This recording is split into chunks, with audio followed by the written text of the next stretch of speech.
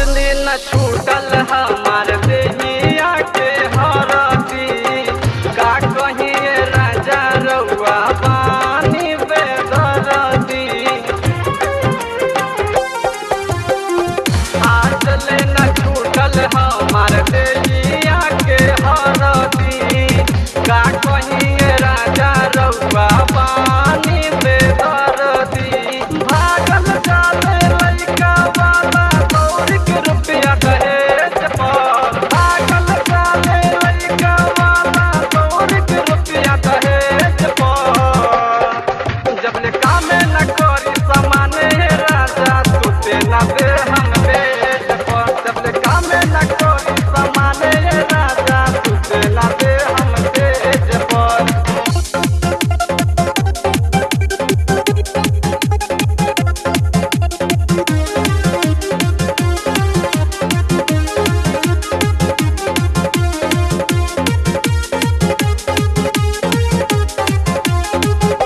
काहे खातिर सुतली रउआ जाई के अकेला